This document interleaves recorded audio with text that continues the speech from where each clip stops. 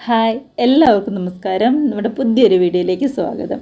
ഇന്നത്തെ റെസിപ്പി എന്ന് പറയുന്നത് നമ്മുടെ ബാക്കിയൊക്കെ വന്ന ഇഡ്ഡലി മാവ് അതേപോലെ തന്നെ ദോശമാവൊക്കെ ഉണ്ടാവുമല്ലോ, അതുകൊണ്ട് എളുപ്പത്തിൽ റെഡിയാക്കി എടുക്കാൻ പറ്റാവുന്ന നല്ല കറുമുറ എന്നുള്ള ഒരു സ്നാക്സിൻ്റെ റെസിപ്പി കേട്ടോ. ഇതേപോലുള്ള നല്ല അടിപൊളി വടയുടെ റെസിപ്പിയാണ്. അപ്പോൾ നമ്മുടെ വീട്ടിലൊക്കെ എപ്പോഴും ബാക്കി വരുന്ന ദോശമാവ് കൊണ്ടൊക്കെ ഇതേപോലെ ചെയ്തെടുക്കാവുന്നതേ ഉള്ളൂ. നമ്മുടെ ദോശമാവിൻ്റെ കൂടെ വേണ്ടത് കുറച്ച് അരിപ്പൊടി, അതേപോലെ തന്നെ സവാള, ഇഞ്ചി, പച്ചമുളക് അതുപോലുള്ള കുഞ്ഞു കുഞ്ഞു ഐറ്റംസ് മാത്രം മതി. നമ്മുടെ ബേക്കിംഗ് സോഡയോ ബേക്കിംഗ് പൗഡറോ ഒന്നും തന്നെ നമ്മളിതിനകത്ത് ഉപയോഗിക്കുന്നില്ല. എല്ലാവർക്കും ഒരുപാട് ഇഷ്ടമാവും. ഒരു പ്ലേറ്റ് നിറച്ച് തന്നെ നമുക്ക് സ്നാക്സ് കിട്ടുകയും ചെയ്യും. ട്രൈ ചെയ്ത് നോക്കുക. നമുക്ക് കണ്ടു നോക്കിയാലോ എങ്ങനെയാണ് നമ്മുടെ അടിപൊളി റെസിപ്പി ചെയ്തെടുക്കുന്നതെന്ന്.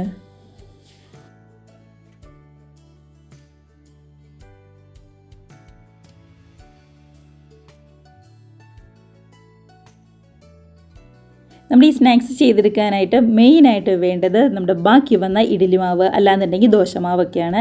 അപ്പോൾ രാവിലെയൊക്കെ ഇഡ്ഡലിയൊക്കെ ഉണ്ടാക്കിയിട്ട് ബാക്കി വന്ന ദോശമാവ് കൊണ്ട് വൈകുന്നേരം നമുക്ക് ഈ റെസിപ്പി ചെയ്യാവുന്നതേ ഉള്ളൂ.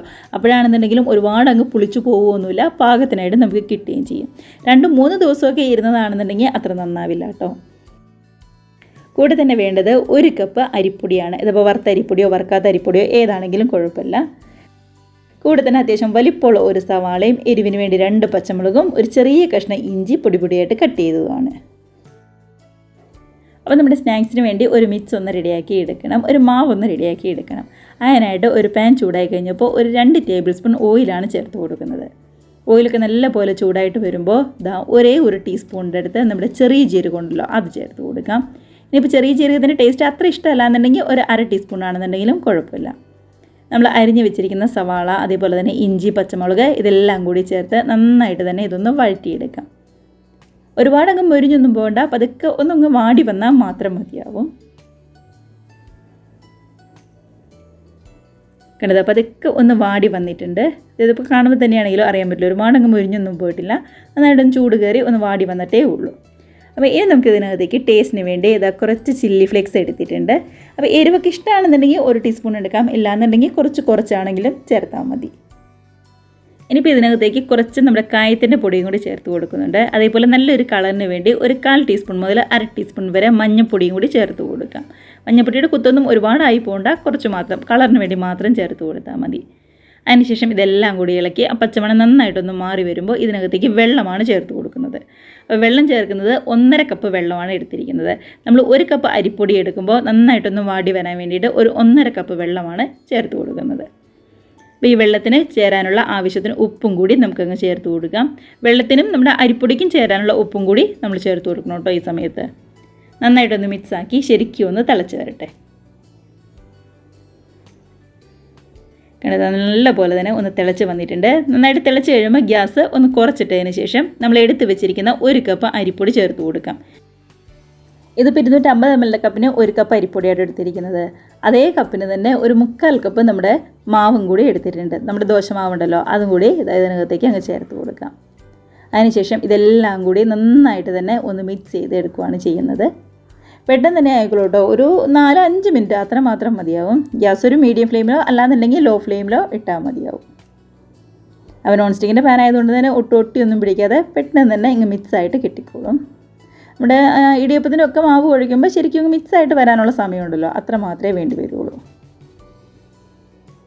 കണ്ടത് ഇതേപോലെ എല്ലാം കൂടി ഒന്ന് യോജിച്ച് നന്നായിട്ട് തന്നെ നമ്മുടെ അരിപ്പൊടിയൊക്കെ ആണെങ്കിലും ശരിക്കും ഒന്നിങ്ങ് വാടി വന്നിട്ടുണ്ട്.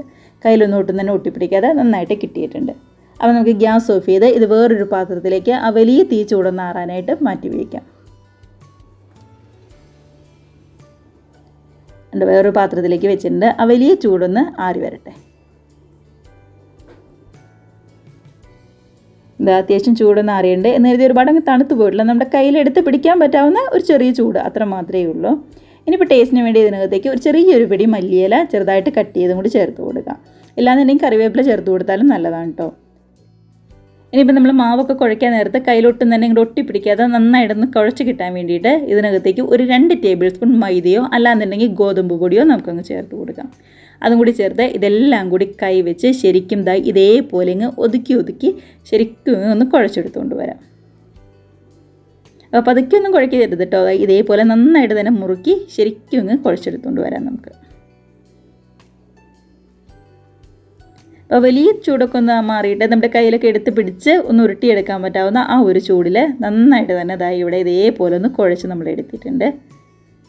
അതിപ്പോൾ കയ്യിലെടുത്ത് നോക്കുമ്പോൾ തന്നെയാണെങ്കിൽ നമുക്കറിയാൻ പറ്റും നന്നായിട്ട് സോഫ്റ്റ് ആയിട്ട് തന്നെയാണ് നമ്മുടെ മാവ് ഇരിക്കുന്നത്. ഇനിയിപ്പോൾ വേറെ ഒന്നും തന്നെ ചെയ്യാനില്ല, നേരെ നമുക്കിത് വടയുടെ ഷേപ്പാക്കി ഇങ്ങനെ റെഡിയാക്കി എടുക്കാവുന്നതേ ഉള്ളൂ. അപ്പോൾ വടയുടെ ഷേപ്പാക്കുമ്പോൾ കയ്യിലോട്ടും തന്നെ ഒട്ടിപ്പിടിക്കാതിരിക്കാൻ വേണ്ടിയിട്ട് കയ്യിൽ കുറച്ച് വെള്ളമോ അല്ലാന്നുണ്ടെങ്കിൽ നമ്മൾ കുറച്ച് വെളിച്ചെണ്ണയാണെങ്കിലും ഒന്ന് വറ്റി കൊടുക്കുക കയ്യിൽ. അതിനുശേഷം ഇതേപോലെ കുറച്ച് എടുത്ത് കയ്യിൽ വെച്ച് ഇതേപോലെ നന്നായിട്ടൊന്ന് ഉരുട്ടി അരികൊക്കെ ആണെങ്കിലും പതുക്കെ ഒന്ന് പ്രസ് ചെയ്ത് കൊടുത്തിട്ട് നമുക്ക് വടയുടെ ഷേപ്പാക്കി ഇങ്ങനെ റെഡിയാക്കി എടുക്കാം. അപ്പോൾ കൈ വെള്ളത്തിൽ പതുക്കെ ഒന്ന് നനച്ചതിന് ശേഷം വേണ്ടോ ഇതുപോലൊരു ഹോൾ ഉണ്ടാക്കി എടുക്കാനായിട്ട്. കണ്ടോ, നല്ല അടിപൊളിയായിട്ട് തന്നെ വടയുടെ ഷേപ്പിൽ നമുക്ക് കിട്ടിയിട്ടുണ്ട്. അപ്പോൾ സൈഡൊക്കെ ആണെന്നുണ്ടെങ്കിലും പതുക്കെ ഒന്നിങ്ങ് പ്രസ് ചെയ്ത് കൊടുക്കുക. അപ്പോൾ എണ്ണയിലിട്ട് വരുമ്പോൾ ഒട്ടും തന്നെ വിട്ടൊന്നും പോരാതെ നന്നായിട്ട് തന്നെ നമുക്ക് കിട്ടും. ഇനി അപ്പോൾ നമ്മുടെ ഈ ബാക്കി വന്ന മാവ് മുഴുവൻ വടയുടെ ഷേപ്പാക്കി നമുക്കിങ്ങനെ റെഡിയാക്കി എടുക്കാം. ഒരുപാട് വലിയ വടയൊന്നും ആക്കരുത്, ഇതേപോലെ ചെറുത് അല്ലാന്നുണ്ടെങ്കിൽ ഒരു മീഡിയം സൈസുള്ള വട വേണം റെഡിയാക്കി എടുക്കാനായിട്ട്. അങ്ങനെ ഒരു ഇടത്തരം ഷേപ്പുള്ള വട ഒരു 20 തന്നെ നമുക്ക് കിട്ടിയിട്ടുണ്ട്. അത്യാവശ്യം വലിപ്പമുള്ള ഒരു പ്ലേറ്റ് നിറഞ്ഞ് തന്നെ നമുക്ക് കിട്ടിയിട്ടുണ്ട് കേട്ടോ. അതുകൊണ്ട് ഒരുപാട് വലുതായി കഴിഞ്ഞാൽ എണ്ണയിലൊക്കെ ഇട്ട് വരുമ്പോൾ ഉള്ളൊക്കെ ആണെങ്കിലും വെന്ത് വരാനായിട്ട് കുറച്ച് താമസം പിടിക്കും. ഇതാവുമ്പോൾ കറക്റ്റ് ഷേപ്പിൽ തന്നെ നമുക്ക് കിട്ടുകയും ചെയ്യും. ഫ്രൈ ചെയ്ത് വരുമ്പോഴാണെന്നുണ്ടെങ്കിലും കാണാനും നല്ല അടിപൊളിയായിരിക്കും. അതുപോലെ തന്നെ പെട്ടെന്ന് റെഡിയായിട്ട് വരികയും ചെയ്യും. ഇനിയിപ്പോൾ ഒന്ന് ഫ്രൈ ചെയ്തെടുക്കാം. എണ്ണയൊക്കെ നന്നായിട്ട് ചൂടായിട്ടുണ്ട്. ഗ്യാസ് ഒരു മീഡിയം ഫ്ലെയിമിലേക്ക് മാറ്റി കൊടുക്കുക. അതിനുശേഷം നമ്മൾ റെഡിയാക്കി വെച്ചിരിക്കുന്ന വട ഓരോന്നും ചൂടായ എണ്ണയിലേക്കിട്ട് 2 വശം ഇങ്ങനെ റെഡിയായി കഴിയുമ്പോൾ കോരിയെടുത്ത് മാറ്റി വയ്ക്കാവുന്നതേ ഉള്ളൂ. ഒരു വശമൊക്കെ റെഡിയായി കഴിഞ്ഞപ്പോൾ പതുക്കെ ഒന്നിങ്ങ് മറിച്ചിട്ട് കൊടുക്കുവാണ്. അങ്ങനെ 2 വശം ഇവിടെ റെഡി ആയിട്ട് വന്നിട്ടുണ്ട്. അപ്പോൾ ഗ്യാസ് ഒരു മീഡിയം ഫ്ലെയിമിൽ മാത്രം വെച്ചാൽ മതി കേട്ടോ. ഒരുപാട് കുറച്ചിടാനും നിൽക്കരുത്, അതേപോലെ തന്നെ ഒരുപാടങ്ങ് കൂട്ടി വയ്ക്കാനും നിൽക്കരുത്.